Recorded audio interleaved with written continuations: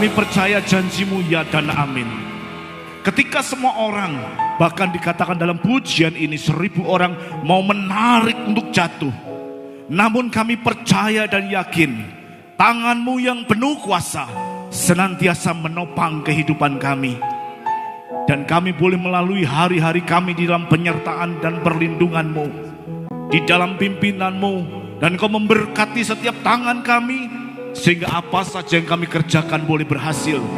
Karena penyertaan Allah, karena kekuatan Allah yang ada di dalam kehidupan kami. Terima kasih Tuhan. Hari ini kami mau belajar lebih lagi kebenaran firman-Mu, tentang potensi yang ada di dalam kehidupan kami, untuk kami kembangkan bagi hormat dan kemuliaan Allah, bagi hormat dan kemuliaan kerajaan surga. Biar Engkau urapi kami semuanya, baik hamba-Mu maupun jemaat-Mu, di tempat ini maupun dimanapun berada, supaya kami boleh memiliki hikmat ilahi dan mengerti kebenaran firman Tuhan. Terima kasih Bapa. Kami naikkan syukur di dalam nama Tuhan Yesus. Haleluya, amin. Silakan duduk Bapak Ibu Saudara. Terima kasih tim Praise and Worship. Silakan Pak Ricky slide-nya. Puji Tuhan. Hari ini kita masih berbicara tentang tema iman, karakter, dan pengembangan diri. Luar biasa. Jadi kayak kelas motivasi gitu ya. Dan hari ini khusus kita berbicara tentang sinergi potensi bagi kerajaan Allah. Selama seminggu ke depan kita akan berbicara tentang sinergi potensi bagi kerajaan Allah. Apa sih sebenarnya? Apakah ini diulas di kelas-kelas motivasi? Saya berharap tidak seperti itu. Tetapi mari kita belajar bersama-sama bagaimana kita bisa bersinergi untuk meningkatkan, mengetahui potensi di dalam kehidupan kita, dan kita lakukan untuk hormat dan kemuliaan nama Allah. Sebelumnya saya akan ingin memberikan gambaran-gambaran apa sih sinergi potensi supaya kita bisa memahami secara cepat saja. Kalau kita berbicara tentang sinergi, ini adalah satu perpaduan, sintesa antara sintesa perpaduan, sintesis dan tenaga, sehingga sin dan energi jadi sinergi. Yaitu merupakan kerjasama dari dua badan atau lebih yang hasilnya itu pasti luar biasa. Jadi kalau sendiri dilakukan, berdua itu kalau dilakukan mempunyai hasil yang luar biasa, yang lebih kuat, yang lebih bagus. Namun harus ada integrasi supaya kalau nyambung kereta seperti gambarnya itu sama. Kalau enggak ya tetap akan hancur hasilnya. Jadi itu adalah perpaduan. Bagaimana kita bisa meningkatkannya? Dengan menggabungkan keahlian, ide, dan sumber daya, sehingga menciptakan sesuatu hasil yang lebih bagus. Kemudian yang potensi adalah kemampuan di dalam diri kita yang tersembunyi.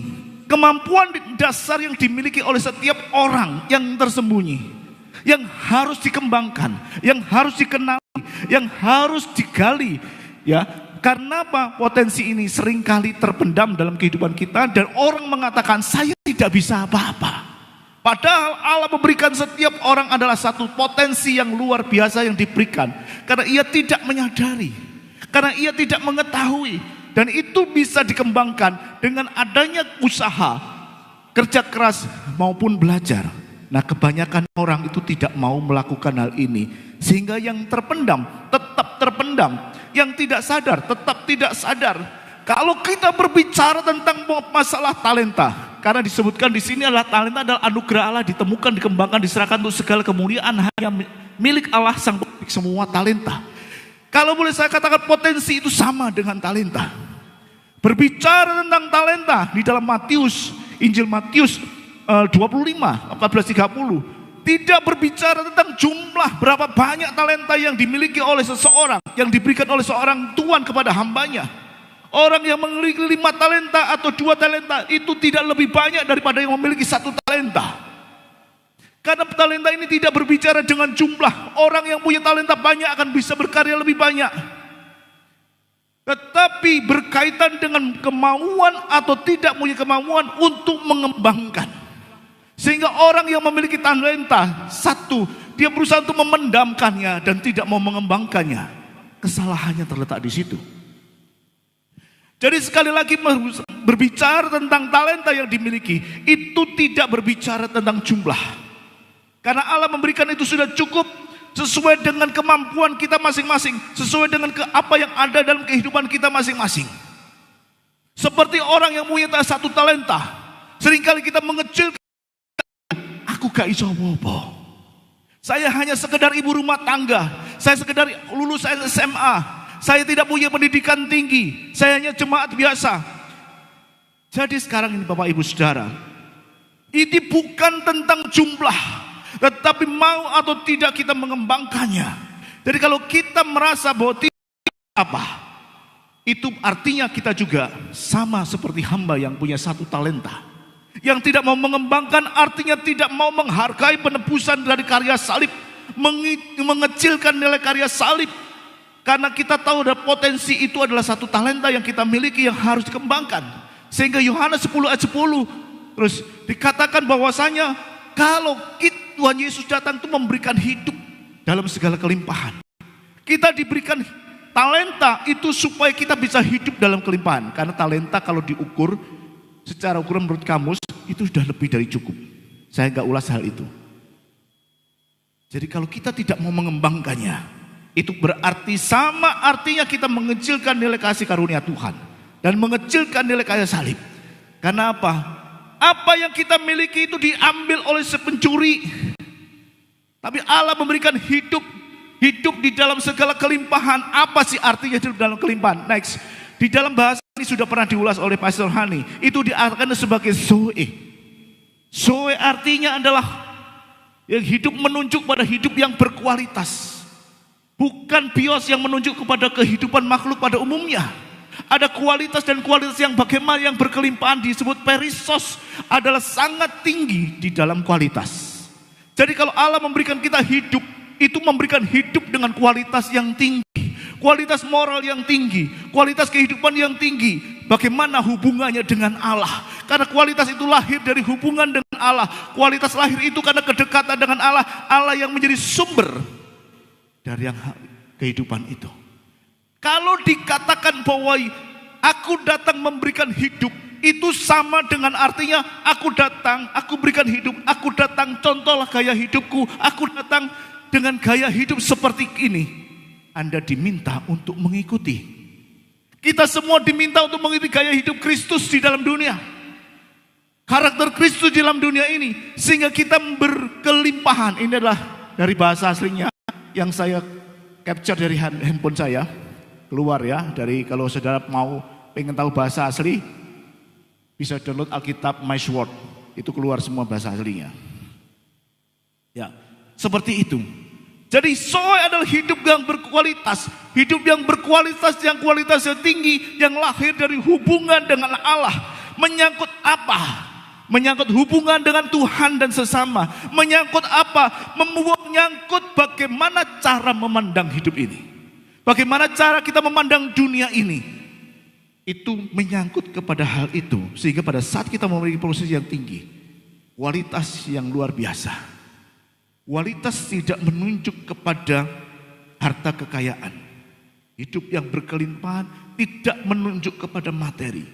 Tetapi hidup yang berkualitas adalah hidup yang berkenan kepada Allah. Dan bagaimana kita bisa menikmati damai sejahtera walaupun meskipun tidak ditopang materi yang berkelimpahan. Itu yang dimaksudkan. Jadi yang berkualitas kita bisa menikmati damai sejahtera Kristus meskipun tidak ditopang dengan kemewahan materi yang kita berikan. Karena apa? Yesus datang memberikan hidup, artinya mengembalikan kehidupan manusia pada kodrat ilahinya, pada rancangan semula, supaya manusia memiliki kualitas hidup yang berkenan dan bisa menikmati kehidupan dan berstandarkan anak-anak Allah. Kenapa aku katakan begitu? Karena di dalam next ayat selanjutnya dikatakan bahwa Yohanes 1:2, kita yang mengaku Kristus itu diberinya kuasa untuk menjadi anak-anak Allah. Sehingga pada saat kita menjadi anak Allah, standar kehidupan ilahi, karakter Kristus yang tadi saya katakan hidup yang berkualitas adalah hubungan dengan Allah dan sesama, dan bagaimana cara memandang hidup ini, bagaimana cara memandang dunia ini. Dan meskipun kita tidak memiliki apa-apa, tapi damai sejahtera tetap ada. Amin. Bisa dimahami? Itu kenapa? Karena kita diberi kuasa untuk menjadi anak Allah. Namun kondisi ini tidak secara otomatis. Saya percaya Yesus, saya beriman kepada Yesus, langsung saya mendapat kuasa seperti tidak secara otomatis mendapatkan kelimpahan materi dan seterusnya seperti ada itu yang kita sebutkan tadi. Next. Karena ada satu pilihan yang Allah ingin berikan kepada kita, bahwa aku memanggil bumi dan langit menjadi saksi bahwa dia akan memberikan kepada, diperhadapkan kepada kita kematian, kehidupan dan kematian, berkat dan kutuk. Diperlihatkan, karena orang mengatakan ada sesuatu zona bebas kita untuk memilih. Kita boleh memilih. Namun Allah tidak sekedar memperhadapkan kepada satu pilihan. Allah menyarankan pilihlah kehidupan, supaya engkau hidup baik pun keturunanmu. Kalau kita membaca ayat selanjutnya, itu segala berkat itu dicurahkan. Pilihlah kehidupan, pilihlah berkat. Itu akan menyertai, segala berkat akan menyertai kita. Karena di dalam Efesus 1 ayat 3 dikatakan, terpujilah Allah dan Bapa Tuhan kita Yesus Kristus, yang di dalam Kristus telah mengaruniakan kepada kita segala berkat rohani di dalam surga. Pada saat kita percaya Yesus dan kita diberikan kuasa untuk menjadi anak Allah, segala berkat itu diberikan. Karena segala berkat itu hanya diberikan melalui Kristus. Hanya di dalam Kristus. Dan dikatakan telah, berarti sudah dilaksanakan, berkat sudah dicurahkan. Tinggal pilih kehidupan atau kematian, berkat atau kutuk. Berkat sudah dicurahkan, Anda mau memilih yang mana? Sudah disediakan hidangannya, Anda pilih yang mana? Itulah yang dikatakan telah diberikan. Dan ada segala berkat itu, berkat rohani. Berkat-berkat rohani yang luar biasa, yang ada di dalam surga. Itu yang diberikan. Kembali kita berbicara tentang potensi diri. Karena kita tujuannya ke sana ya. Kita kembali kepada potensi diri. Kenapa kok kita perlu potensi diri next? Ada orang seringkali bergumul dengan pekerjaannya, tetapi dia tidak bisa menikmati apa yang dia lakukan. Dan juga tidak berhasil dalam usahanya. Seringkali begitu. Saya 30 tahun di sekuler. Berusaha untuk menikmati tapi gak bisa. Bukan berarti orang itu malas. Bukan berarti orang itu tidak disiplin. Kemungkinan dia bekerja itu tidak sesuai dengan potensi yang ada di dalam dirinya. Jadi saya tidak mengkritisikan, gak disiplin, males, keset dan seterusnya, enggak. Walaupun orang itu sering bergumul dengan pekerjaannya dan tidak menikmati apa yang dilakukan dan tidak berhasil, kemungkinan dia tidak bekerja sesuai potensinya. Kenapa? Seringkali manusia, karena itu potensi adalah sesuatu yang terpendam, dia tidak mau menggali apa yang ada terkandung di dalam dirinya. Tidak mau menggali berarti tidak tahu, tidak bisa mengembangkannya. Padahal kita tahu bahwa setiap orang diberikan talenta yang berbeda-beda. Ada banyak orang yang cakap sekali mengajar. Begitu dia ngomong, semua murid yang mengerti. Ada kalanya ada seorang guru yang mengajar dengan banyak hal, tetapi muridnya tidak ada yang ngerti. Saya termasuk di dalamnya, saya nggak tahu di mana. Ada orang yang begitu canggih, MacGyver julukannya, kayak Pak Daniel gitu. Dia kali bisa semuanya. Sesuatu yang tidak berharga di servis di luar tidak ada, di sini bisa dikerjakan. Ada orang-orang seperti itu. Ya. Ada orang yang tidak suka administrasi, tetapi dia ditaruh di tempat administrasi sehingga dia stres dengan pekerjaannya. Karena apa? Tidak suka, tidak jago. Walaupun semua itu bisa disiasati dengan belajar dan lama-kelamaan bisa menjadi sukses. Orang akan stres, orang akan bosan dengan hal itu karena dia tidak sesuai dengan potensinya. Kalau dia bekerja sesuai dengan potensinya, sesuai dengan apa yang dia miliki, dia akan bekerja maksimal dan hasilnya pasti yang lebih luar biasa karena passionnya ada. Dia akan pasti lebih detail, dia pasti akan lebih berhasil dengan hasil yang lebih baik daripada orang yang tidak punya potensi di dalamnya. Sampai di sini bisa mengerti ya? Oke, kita lanjut. Nah, kita bisa memberikan potensi itu di dalam kehidupan kita berjemaat. Ada talenta-talenta unik yang Tuhan berikan. Tunggu Pak. Nah, sebelumnya, ya. Tuhan memberikan kita semua talenta yang unik. Ketika saudara mengenal potensi dalam diri kita, saudara akan bisa mengembangkan hingga pada akhirnya kita akan menjadi orang yang berhasil dan yang membawa kemuliaan bagi namanya. Gereja mewadahi hal itu. Gereja membuka kesempatan kepada setiap orang. Apapun bisa dikerjakannya. Karena gereja tidak mau ada pengangguran jemaat. Next, pengangguran jemaat bukan berarti jemaat itu menganggur dan tidak melakukan pekerjaan atau usaha untuk memenuhi kebutuhan mereka. Namun yang dimaksudkan pengangguran jemaat adalah jemaat yang pasif atau jemaat yang hanya dilayani saja kebutuhan rohaninya atau terfokus pada setiap sesi kebaktian. Ini saya cantumkan dalam buku saya yang ketiga, Empowering CCC. Saya berikan gambar ini, bukan dalam arti pasif ya, tidak mempunyai pekerjaan, tetapi dalam arti pelayanan bagi amanat agung. Nanti kita akan belajar lebih lanjut. Ya puji Tuhan, buku yang ketiga, Empowering CCC ini sudah lolos editor dan proses cetak sekarang. Dan yang jadi editornya adalah salah satu dosen di STT Pancasila Cita. Dia ngomong sama rektornya, buku ini menjadi bahan ajar salah satu mata kuliah manajemen gereja. Puji Tuhan. Haleluya. Bukan untuk tangani. Tapi buku kedua bukan Impactful Leader ya. Buku kedua saya itu adalah Kristen Sontoloyo.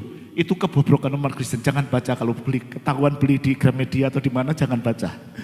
Nanti buku keempat Impactful Leader aja. Editor saya di sini adalah Pak Sidik yang tidak resmi. Tapi editor yang punya surat izin adalah dari STT Pancasila Cita. Jadi dalam buku ini saya sebutkan bahwasannya ada pengangguran jemaat yang harus diberdayakan. Karena jemaat mempunyai potensi yang luar biasa. Apapun kita buka kesempatan. Ya, kalau toh tidak harus di gereja ini, ada pelayanan-pelayanan di luar, silakan. Karena apa? Tujuan tugas amanat agung bukan kepada hamba-hamba Tuhan saja, tetapi tergantung kepada semua orang yang mengaku dirinya Kristen, yang mengaku dirinya Kristus. Ya, orang tidak hanya fokus kepada kebaktian saja, tapi kebaktian adalah satu perayaan, satu sukacita bersama. Tetapi kita punya tugas yang harus kita lakukan, bukan sebagai penonton, tetapi melakukan segala sesuatu. Ingat bahwasanya talenta itu harus dikembangkan, bukan berbicara tentang jumlah, tetapi berbicara tentang Anda mau mengembangkan atau tidak.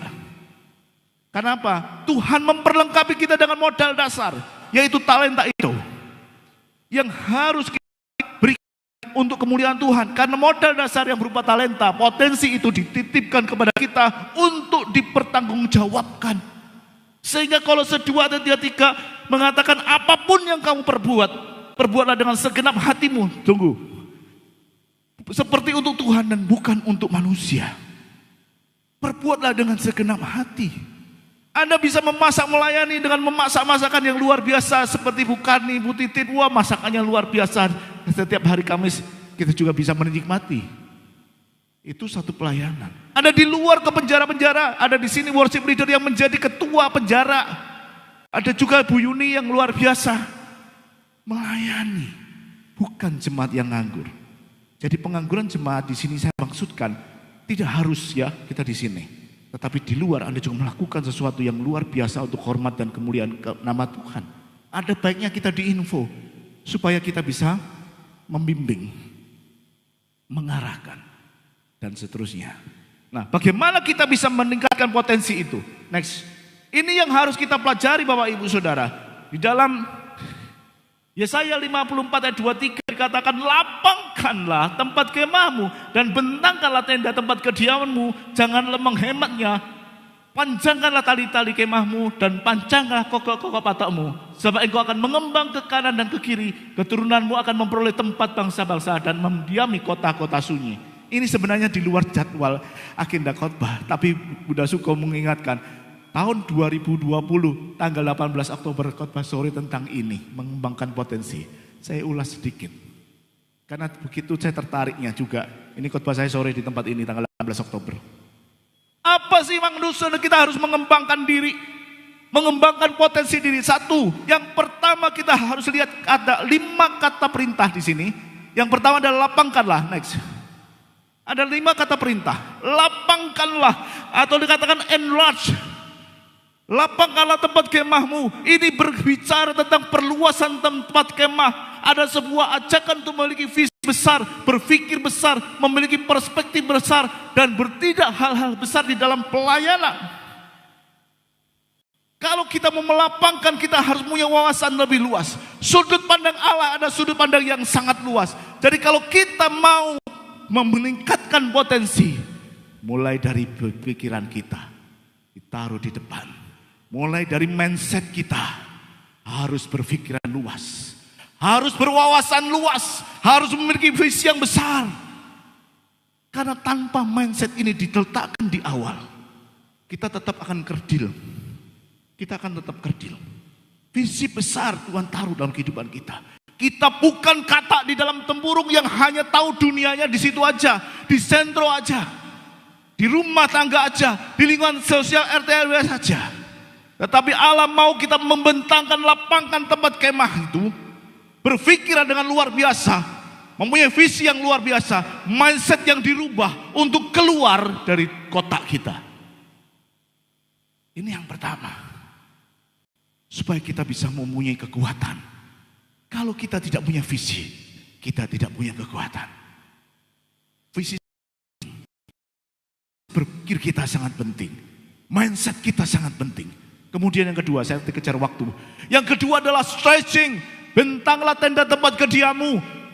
Kalau kita ngomong tempat kediaman, sebuah perintah untuk melayani limit, melewati limit dan kemampuan yang kita miliki. Di stretching. Kalau ada Bapak Gembala bisa tanya Pak Gembala yang gym. Bagaimana sikap stretching ya? Apa peregangan? Direntangkan terus sampai kadang-kadang sakit itu tetap dilaksanakan supaya otot-ototnya semakin kuat. Supaya otot-ototnya semakin kuat. Di stretching, dibentangkan, dilebarkan, melebihi limit atau kemampuan yang kita miliki. Kalau wawasan kita sudah luas, kalau wawasan kita sudah panjang, kita akan mengejarnya. Di sini batas kemampuan kita akan berusaha men-stretching. Bisa dipahami. Berusaha melengkarkan, berusaha meregangkan, melebihi batas, melebihi limit kekuatan kita. Seberapapun limit yang kita miliki, lebih dikit orang apa-apa. Besok diregangkan lagi. Melebihi batas yang kita legangkan. Itu yang Tuhan mau dalam kehidupan kita. Supaya kita bisa, setelah pola pikir besar, kita lebih lagi untuk mengikuti yang lebih kuat lagi. Otot-otot kita menjadi semakin kuat karena stretching. Ya.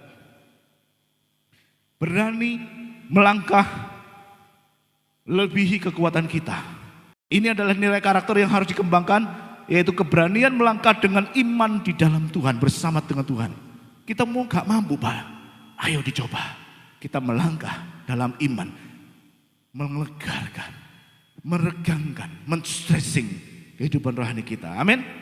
Kemudian yang ketiga, do not hold back, jangan menghematnya. Kalau kita berbicara jangan menghematnya, ada pepatah yang mengatakan hemat pangkal kaya. Ini bertentangan dengan hukum Allah. Karena di dalam hukum Allah itu berbicara tentang berkorban dan menabur. Kalau kita ngomong jangan menghematnya adalah suatu tantangan untuk tidak takut berkorban. Tidak takut untuk berkorban. Tidak takut untuk melakukan segala sesuatu. Karena apa? Pada saat kita berkorban, kita mempunyai nilai yang lebih daripada itu. Karena prinsipnya bukan menghemat. Prinsipnya adalah menabur. Seberapapun yang saudara tabur, orang menabur pasti menuai. Kemarin saya berbicara dengan Ibu Andris, Pak sekarang hukumnya tabur tuai. Aduh saya takut kalau banyak menuai kejahatan, banyak kejahatan yang saya harus terima. Seperti itu. Ada Bu Andris, halo Bu Andris. Tadi ada Bu Andris. Oh ya puji Tuhan. Haleluya. Jadi jangan menghematnya, do not hold back, jangan takut untuk berkorban. pada saat kita mau mengembangkan diri, kita harus membayar sesuatu. Seperti Pak Hendrianto, dia membayar untuk bisa mengembangkan diri, memiliki pengetahuan yang lebih. Dia nggak akan hemat, mengikuti seminar nggak hemat kan? Kenapa? Ada wawasan lebih yang dia peroleh. Itu taburan. Kemudian yang keempat adalah panjangkan, lengthen tali-tali kemahmu. Kalau kita berbicara tentang kemah, itu kemahnya talinya di depan. Memanjangkan, lengthen tali kemahmu berkaitan dengan pergi keluar melewati batas-batas pikiran kita. Simpelnya begini, kalau kita berbicara tentang amanat agung, kalau kita berbicara tentang mengabarkan Injil, kalau kita berbicara tentang keluar kepada bangsa-bangsa, saudara punya pikiran itu tugas pendeta, itu tugas penginjil, itu tugas hamba Tuhan. Sekarang kita ngomong panjangkanlah tali-tali kemahmu, keluar melewati batas-batas berpikir kita. Jangan berpikir bahwa itu tugas pendeta. Jangan berpikir bahwa itu tugas hamba Tuhan. Karena amanat agung itu diberikan kepada semua orang, termasuk kepada kita. Ya, kita harus siap. Yesus seringkali mengatakan, ladang sudah menguning, siap untuk dituai kepada murid-muridnya. Ini adalah tantangan kepada murid-muridnya. Kenapa kok seperti itu? Karena musim menuai masih 4 bulan lagi. Tapi Yesus sudah mengatakan, sekarang waktunya menuai. Jadi Bapak Ibu Saudara, kita keluar dari pikiran kita selama ini bahwa tugas itu hanya hamba Tuhan. Kita juga menjadi agung Allah untuk berpikir melalui batas pikiran kita. Keluar, itu bukan pendeta, itu bukan hamba Tuhan, itu tugas saya, tugas saudara. Keluar dari pola pikir. Yang kelima, saya waktu terus ya, nggak apa-apa, agak cepat. Yang kelima adalah panjangkan, strengthen, kokoh patok-patokmu. Itu berbicara kalau patok itu adalah satu kekuatan. Kalau lihat gambar di situ, patok itu merupakan kekuatan yang ditancapkan di tanah. Dan dia menopang seluruh tenda di sana. Dan patok selalu ada di luar, nggak ada patok di dalam. Panjangkan, strengthen, kokoh patok-patokmu. Perkuat karakter kita sebagai orang percaya, pemimpin atau komunitas gereja kita. Patok berbicara tentang karakter. Patok berbicara tentang sikap kita. Karakter kita yang tadi saya katakan yang dikembangkan oleh karakter ilahi. Kalau di awal kita mempunyai satu visi ke depan, satu pemikiran ke depan, di akhir kita diminta ubah sesuai dengan pemikiran. Pada saat kita sudah enlarge, kita diminta strengthen.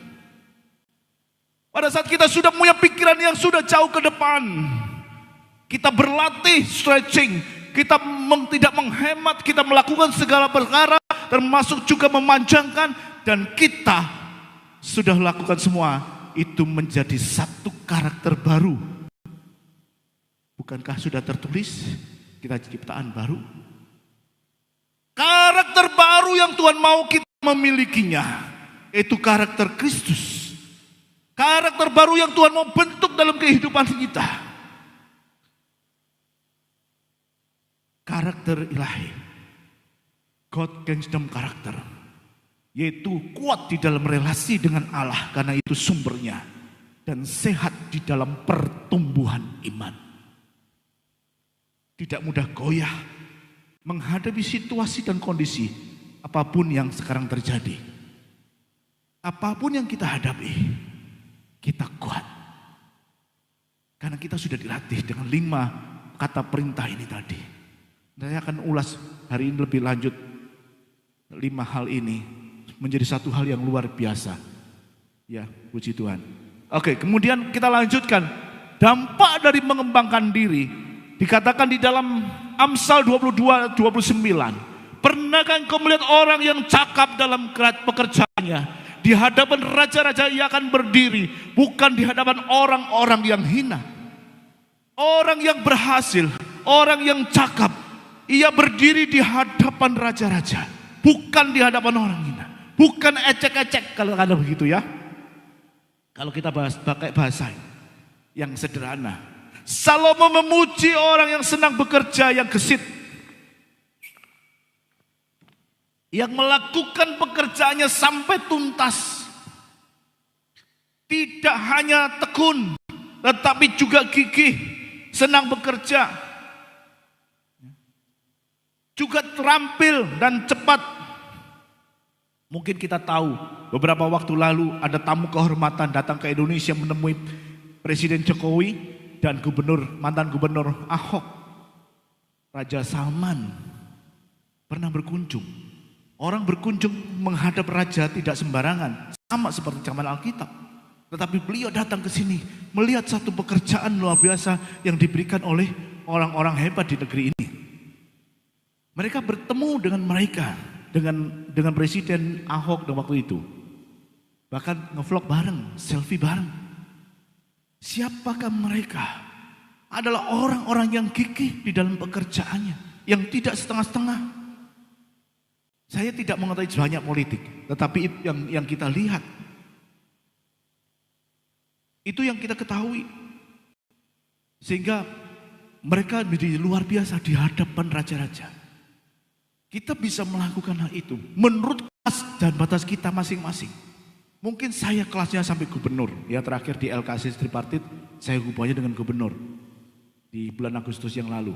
Ya, di dalam bahasa lain dikatakan skill, dan di dalam KJV dikatakan diligent. Skill dan diligent, rajin dan ahli. Orang yang rajin dan ahli, mereka yang berdiri di hadapan raja-raja. Ya. Dikatakan bahwa mereka mengembangkan sikap yang rajin. Rajin artinya enggak setengah-setengah, tidak asal jadi, enggak pas-pasan. Ya. Enggak menyerah atau berhenti di tengah jalan pada saat mengalami kesulitan. Orang yang rajin dan cekatan, dia dikatakan juga serius. Dia mempunyai mental pejuang, tidak gampang menyerah, tidak bangga mengeluh. Di dalam pekerjaannya, walaupun berat itu yang dilakukan, tetapi dijadikan sebagai tantangan untuk meningkatkan potensi dirinya. Itulah diligent dan skillful. Dia memberikan performa yang terbaik dalam pekerjaannya, dalam karirnya, dalam studinya. Dia bisa cakap dan berdiri di hadapan raja-raja. Kebanyakan kita orang yang menuntut yang terbaik, minta gaji yang terbaik, tetapi memberikan hal yang tidak baik. Seringkali protes, mengeluh, komplain dengan pikiran yang negatif. Dia minta promosi tetapi tidak punya track record yang baik. Dengan hasil yang jelek, bagaimana dia bisa berdiri di hadapan raja-raja? Tergantung kita. Kalau kita mau dihargai, bukan oleh orang sembarangan, bukan di hadapan orang hina. Di hadapan raja tidak selalu harus raja, tetapi orang-orang penting yang kita anggap penting dalam kehidupan kita juga bisa dianggap sebagai raja. Kalau kita mau dilihat pekerjaan kita baik, jadilah orang yang meningkatkan kepotensi, yang skillful, yang diligent. Itu yang Tuhan kehendaki dalam kehidupan kita. Supaya hati tergenapi di hadapan raja, aku berdiri. Ya, Tuhan mau kita seperti itu. Lalu bagaimana dengan sinergi, Pak? Kita lanjut, ya saya dikejar waktu Bapak Ibu ya. Gak apa-apa. Hidup sebagai sinergi satu tubuh Kristus. Kalau kita semua meningkatkan kapasitas kita, skill kita, cekatan dan seterusnya, tidak menjangkau kepada yang lain. Karena kalau kita ngomong sinergi, di sini dikatakan ayatnya saya baca dulu.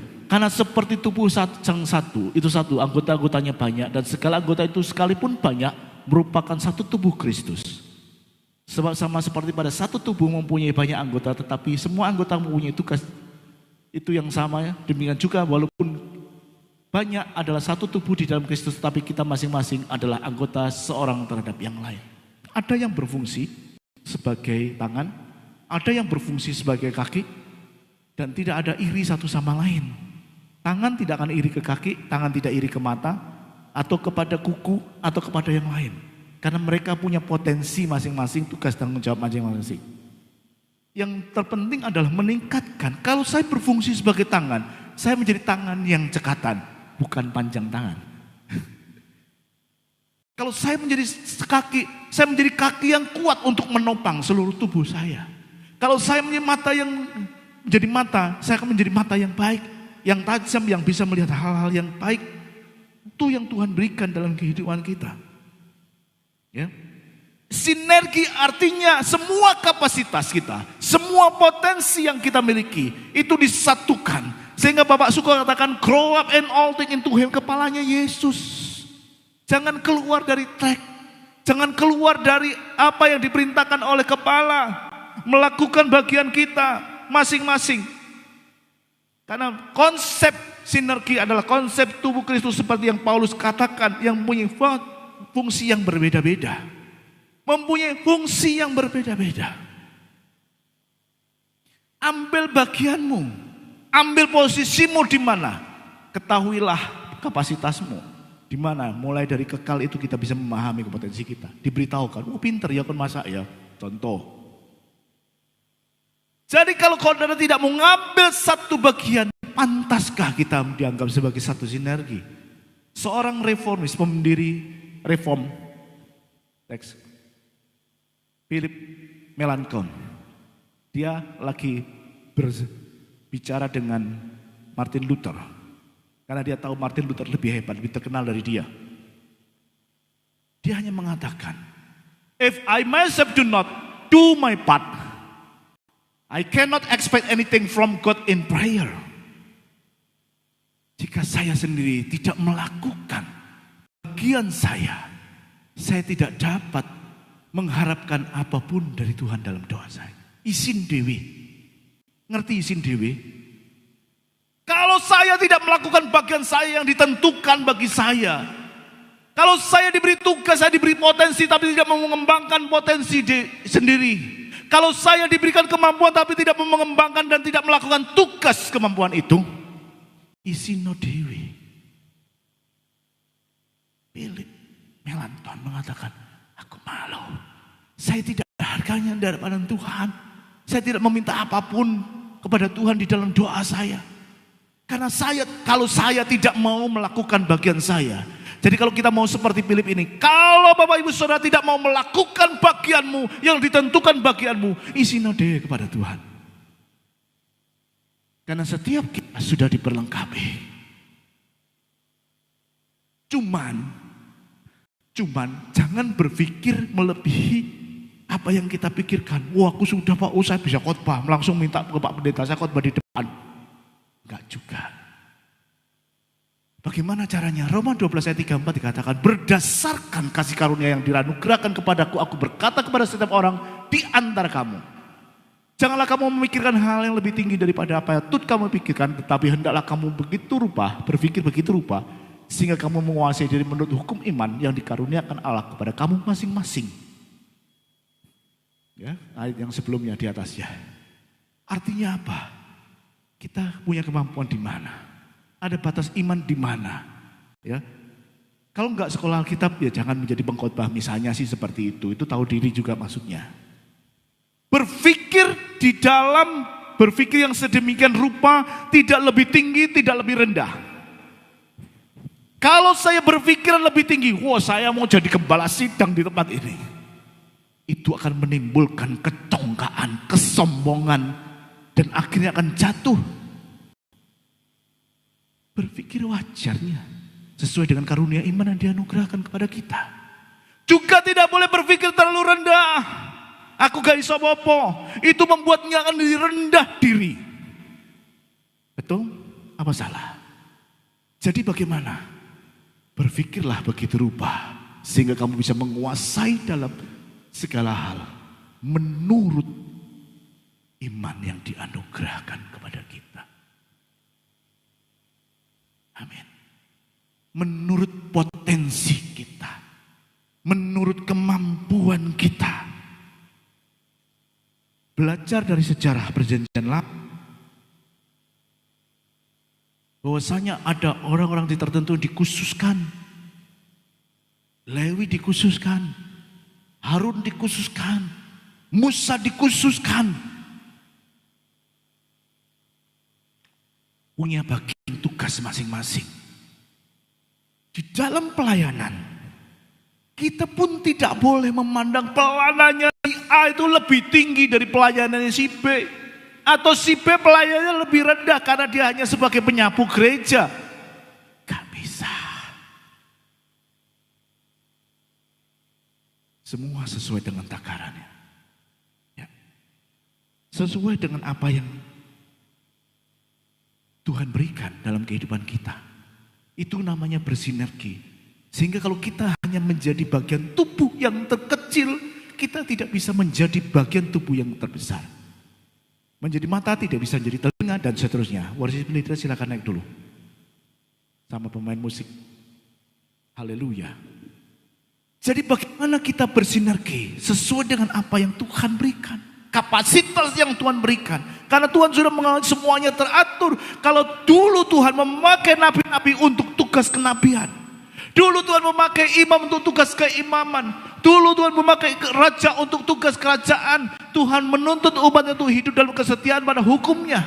Di dalam perjanjian baru Tuhan juga memakai para rasul untuk menjalankan tugas kerasulan mereka. Di dalam setelah tugas kerasulan Tuhan juga mengangkat para gembala, para tua-tua, para pemimpin jemaat-jemaat lokal. Untuk apa? Dikatakan Efesus 4:11-12 untuk memperlengkapi orang-orang kudus bagi pekerjaan pelayanan dan pembangunan tubuh Kristus. Tidak ada yang tidak terlibat. Semua harus terlibat, apapun itu. Kalau saudara bagian tubuh, artinya saudara harus terlibat. Kecuali saudara bukan bagian tubuh Kristus, saya tidak mau mengatakan apa-apa. Silakan. Kalau kita merasa saya tubuh Kristus, libatkan dirimu. Cari potensimu. Kembangkan potensimu. Semuanya ditujukan untuk hormat dan kemuliaan kerajaan surga. Adalah mengkoreksi diri kita. Melihat ke dalam diri kita masing-masing. Ada potensi apa yang terpendam dalam kehidupan kita. Ada potensi yang tersembunyi apa yang kita miliki yang tidak kita kembangkan.